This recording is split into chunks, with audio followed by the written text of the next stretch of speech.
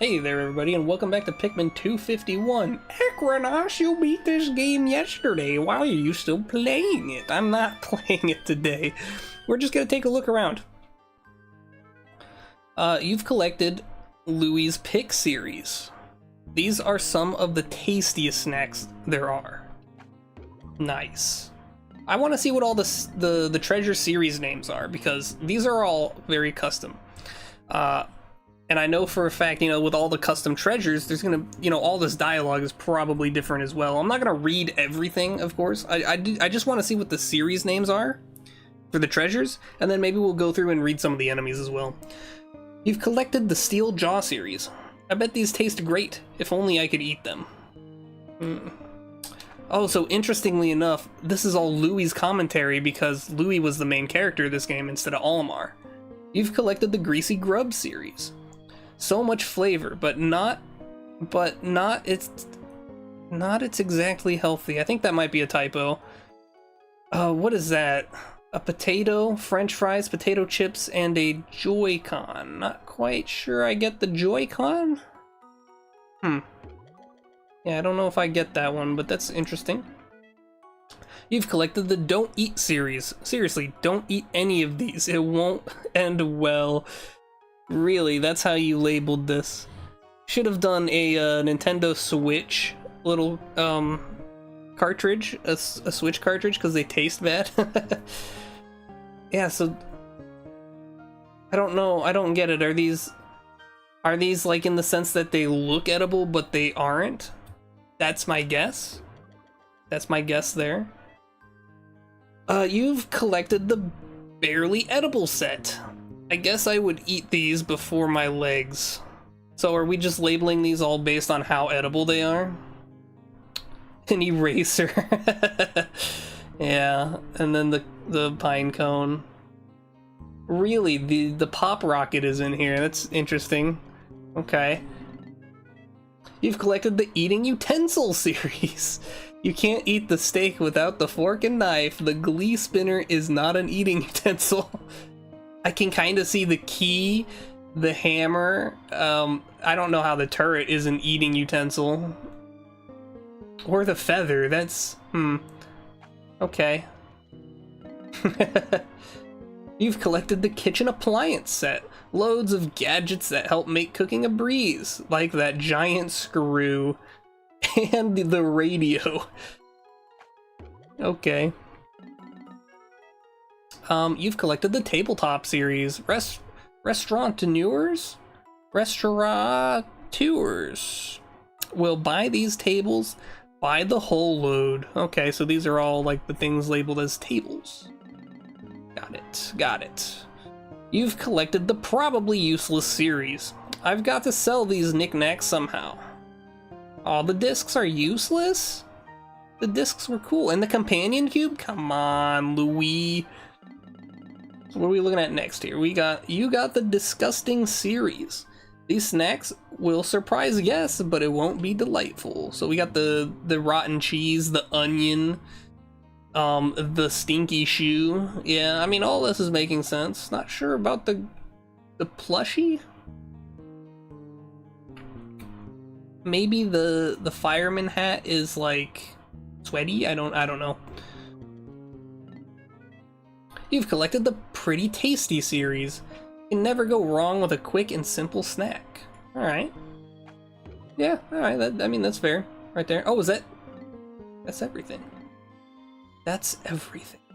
Look at the fucking number, dude. How many treasures? 252 treasures. That is like 50 more than the original game, right? I believe it was 201. Wait, Olimar's in the Pretty Useless series?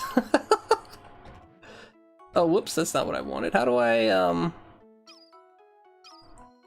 Here we go. Okay, take it from me that Olimar here is not someone who you want to have around when eating.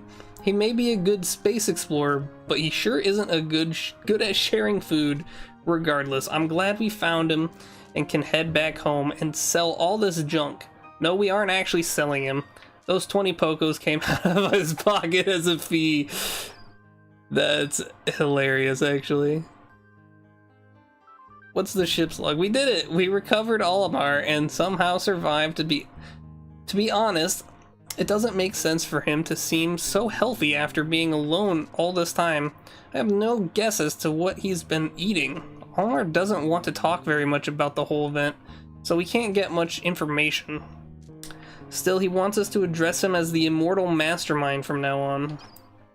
Of course he does. Okay. Okay. The Scrambled Titan Dweevil. Okay. No. Sorry, I have my buttons mixed up a little bit here. I'm not playing on an actual GameCube controller, so do forgive me. Even after cutting the legs off, this creature still wriggles around helplessly. Personally, I like to taunt the creature by eating its legs raw right in front of its face. It's an amazing feeling. Holy shit. That's so fucked up. Oh, we have Olimar's notes, okay. Louie made me write for this thing during our trip home, despite me telling him I'd rather not. I don't appreciate having a ride home in the cargo hold while he pilots my ship home. Anyway, the scrambled version of the Titan Dweevil is a master of trickery. Its weapons all have bizarre effects that don't act like they look, as well as it being able to manifest terrain based on the memories of what it is holding onto. In our case, me. Anyway, I'm not going to talk about this anymore. Some things are best kept a secret. Ooh, a little bit of mystery. Raging Longlegs, the segmented Crobster, the Water Wraith, Ranging Bloister, Manet Legs, these are all very much the same. The Giant Frosted Breadbug doesn't look like frost? I'm actually not a fan of that texture. That texture looks hideous in my opinion. I'm just gonna be real here. Like their smaller cousins, these giant breadbugs are much more powerful than their standard relatives. We fought one in the wooded cave today. After fighting off many smaller breadbugs on our way down, the blue coating makes them look rather tasty, unlike the old ones. I must say that I'm curious what Louie will think of this meat. Seems rather out of this world, literally. What does Louie think about it? Like its smaller counterpart, the minty meat of this creature is edible, but very strange. I can't even describe it really, it's so bizarre. Emperor Bulblacks. We're not gonna bother reading the regular enemies, but this is a burrowing Snarrow? After talking all about the burrowing Snarrow in my logs from the past, I finally get to see one in person. Like I wrote before, it resembles the burrowing Snagret, but with white scales instead of blue. Like many of the creatures I've seen this time, it is quite a bit stronger as well. The serpent makes for great... Yeah, Louie just talks about eating stuff still, even to this day. Silver Empress Bulblacks. Not a creative name, but we'll go with it. This beast of a grub dog is a clear sign that these modern Bulborb varieties have much in common with the old ones. Like the others, this Empress is somehow even more powerful than the already massive Red Empress. The silver color and cyan spots are rather bizarre. Make sure you don't underestimate its rolling attack. Yes. Did you edit all these too? Huh. Maybe. Maybe you did. I'm willing to bet that all of these have their own custom entry. But I will mostly just stick to the new enemies. This variety of breadbug is quicker and more aggressive than standard breadbugs, despite their calm-looking colors.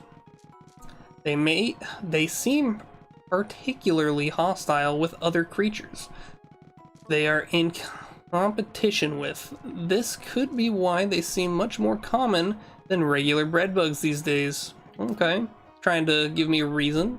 Oh yeah, what does Louie think about the meat here, since we were talking about the big one? This being actually has a mint-like taste to it. Its meat... a mint-like taste to its meat. It's certainly unique, but I wouldn't call it edible. Oh, okay, interesting. The Moss Mamuta. So that's what you've been called this whole time. I was still calling them Mamutas, so I was technically in the clear there. The moss Mamuda appears to have been sitting still just a bit too long, and it's growing moss across its body.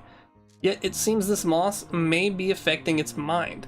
Moss Mamudas don't want to raise flowers like ones we used to know, but rather they try to remove the petals. What was once a friend of the Pikmin is now yet another foe. The Pikmin really do have a rough time living on this planet. The moss on this creature's skin makes for a great steak garnish. Eating it may cause problems though. True, that makes sense. Oh, I missed the yellow flower. I didn't grow any yellow Pikmin. Or was it the red flower? It might be the red flower. Same for the blue Dweevil? I didn't kill any blue Dweevils? Or is this the poison Dweevil? This is the poison Dweevil, I think. Not a big deal, not significant enemies. Oh, these guys are different though. The turquoise Wollywog. Let's see Olimar. Olimar's gonna have the more reasonable notes here. What was once an exclusively subterranean species has since evolved to survive on land as well. This move to land seems to have had an effect on their skin color. They can be found around the mystical beach region along with Dirigi bugs and jelly floats this time, oh my god, if I could read. This time, their jumping skills have increased greatly, as they can jump around twice as far and high as before, yet they are less agile than their pink counterparts, so it's not all bad. True. This Wollywog appears to act a lot like the yellow ones from before, despite the new color scheme. It also appears to have adapted an eyeball. What? An eyeball like spots on its sides. Didn't it always have spots on the side though? Possibly to confuse potential predators. They also appear quicker at hopping than their yellow counterparts. So it's vital we keep control of our Pikmin group whenever they are near. Ah. I actually didn't notice that, but maybe that's why I lost a lot of Pikmin to him. 31 in fact. Wow, it tells you how many you've lost to him. That's cool. So, this is the Withering Dweevil. Whoops. Here's another creature I never saw on my last visit. While I saw many small Dweevils, I never saw one like this. It appears to release a chemical that kills a Pikmin's flower on the spot. If I remember correctly, I saw a Blowhog that did something similar in the past. While it is the first Dweevil I've seen that can't directly harm our Pikmin, it's still quite troublesome. Going in with a small squad of Pikmin might be the best way to avoid disaster. Makes sense. What about this guy? He eats Pikmin so fast. I want to know if you mentioned that. Oh man, just thinking about these things makes me sick. I can tell you firsthand that being ingested by one of these monsters is not a pleasant experience. The sounds they make and their color only makes it seem worse being in there. Okay, well you didn't really tell me what I want to know. No, did you? Dirigi bugs are above ground. Maybe you mentioned something about that. Actually, yeah, let's see. This is truly a bizarre creature, but a rather troublesome one as well. The bombs they throw can easily wipe out an entire Pikmin army before you know it. It's best to keep a constant eye on this creature. Able to roam around freely, it's good to use yellow Pikmin when we can, since they go higher into the air. If we're lucky enough to have orange Pikmin on hand, well, these things become a joke. Metites. These guys were altered a little bit. They leave the smoke now. The Doodlebug is certainly one of the most bizarre creatures I've seen. It's quite similar to the flint bugs I'm used to, but this one defends itself with its own flatulence. Okay. Galingroink. Iridescent flint beetle. The bubbling blowhog, that's your name, cool. Let's see you. This creature, the grounding blowhog, interesting. This creature visually resembles the withering blowhog from the last visit, but its breath has a different effect on Pikmin. Instead of it wilting their flowers, it now plants them straight into the ground. At least the Pikmin it buries get an instant flower. Otherwise, this would be an even more troublesome creature. Also, I must say the color scheme of this creature is quite pleasant looking. Perhaps they aren't so bad after all. True. This cyan version of the well-known puffy blowhog has a rather unique ability. It is a flying creature that spits water for defense. Make sure you have blue Pikmin handy before taking on this large beast. Yeah, these guys weren't really that dangerous even without blue Pikmin. I think there was only one time I needed blue Pikmin to fight him, and that's because he was in the water. But yeah, how does this work realistically speaking? Like, he's a water, he shoots water. The normal one makes sense because he spits air and he uses that air to float. But now he's filled with water and can still float? I don't understand. The golden cannon beetle. Golden cannon beetle acts much like the stronger version of the red beetles I saw on my last journey. Like those ones, this one shoots magnetic boulders that are attracted to our spacesuits. After our last journey, I reminded the president we should invest in non-metallic spacesuits so that in the event we ever should come back here, these boulders wouldn't be an issue. Did he listen to me? No. So now we have to avoid the boulders all over again. Through that. While the fiery blowhog didn't seem any different for this journey, this all-new variety makes up for it. It appears to expel toxic gas instead of a fire or liquid. I wonder where these creatures were on my last visit, and why I haven't seen the water-based ones anywhere. The gummed dumple. Whoops. The gum dumple has a thicker... sorry, I looked to the other screen. The gum dumple has a thicker layer of insulating skin versus regular water dumples. It is likely that they've evolved to be more resistant to the Pikmin. With proper swarming tactics, they still aren't tough enough to take down. Even if they are in groups. I beg to differ. They're usually in problematic places. Since our last journey, it appears that this parasitic Pikmin have taken over a new host. One stronger than their older host. Although the mothers are strong, the children seem about the same. Perhaps they need more time to gain their new strength? Yeah, probably. Probably something like that. Oh, we got all the Bulborbs here. Alright, alright. On our last journey, I wrote about the creatures we saw from the biological perspective. But this time, I'd rather write about them just based on some observations I've made. This Bulborb is interesting since I never saw it on our last journey.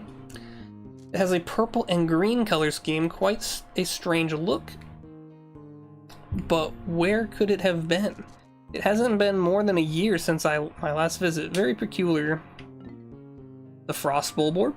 These dwarf Bulborbs are quite similar to the Snow Bulborbs we saw last trip, but with a new color for their backs. Personally, I think the new color looks pretty nice on them. Yeah, I bet you would, Pikhacker. But it doesn't make them any less of an enemy we have to watch out for. Dwarf Silver Bulborbs. Oh, these guys are interesting. I thought this was a very cool enemy, by the way. This variety of dwarf Bulborb is unlike any other I've seen. Its thick skin can protect it from any grounded Pikmin attack. The only way to take them down is to throw a Pikmin directly onto its back. Even a massive swarm would only distract it. My guess is that since this variety of dwarf Bulborb is so resistant to their main predator, natural selection will eventually take its course and these will become the dominant variety. Interesting way to think about that. The Painted Bulborb. The Painted Bulborb is yet another new species of the grub dog family that I've never seen before. How many new varieties are there? Seems that the conditions this beast lives in have led to it gaining a poison resistance. Oh! I never noticed, but they must be immune to the poison damage of eating a white Pikmin. Interesting. I suspect consuming a white Pikmin will do little harm to it. Oh, maybe it just does less damage. That's my guess then. And the dwarves Oh, do little damage to it and the dwarves. The color scheme of this species is quite strange. It almost looks like a sort of zombified Bulborb. May I never have to fight an actual zombie creature anytime soon. This is an interesting image. Where is he? Oh, he's over here. He's over here. The cyan Bulborb. It's not just called the frost Bulborb? Interesting. Yet another new variety of grub dog to add to the list. This one has a yellow gold nose similar to the red Bulborbs, but with the large amounts of hair that gave the hairy Bulborbs its name. These Bulborbs also have thick skin under their fur that make them heavily resistant to purple Pikmin. It must stay nice and warm under that thick coat of fur. It also reminds me of my dog, Bulby. We always let his fur grow out during the cold months to help keep him warm. I hope he's doing okay with the rest of the family. Yeah, so these guys were resistant to the purple Pikmin stun, I believe, or at least while they had the hair on. I don't know about afterwards, because they'd usually be dead. But yeah, the hair protects them from being stunned, which is interesting. The silver Bulborbs, I hated these guys. Oops. Oh, I didn't lose any Pikmin to this guy? Interesting. I lost plenty to this guy, though. And I lost one to you, and one to you. I probably lost one to these guys because I didn't know what they did. That's my guess. This gray and white Bulborb is one that I never saw last time. It seems stronger than Bulborbs I've seen before. The color scheme is new, but it's still mostly just a variation of the red Bulborb. Speaking of the red Bulborb, it's normally one of the most common creatures on this whole planet, yet I haven't seen any on this trip. Something is a bit odd about the enemies this time. I'm seeing this time, yeah. Well, guys, that's that. I did take up about 20 minutes doing that, so I hope you guys enjoy. Next time, we're still not done with this game. I do intend on playing more Pikmin 251 next time. See you guys then.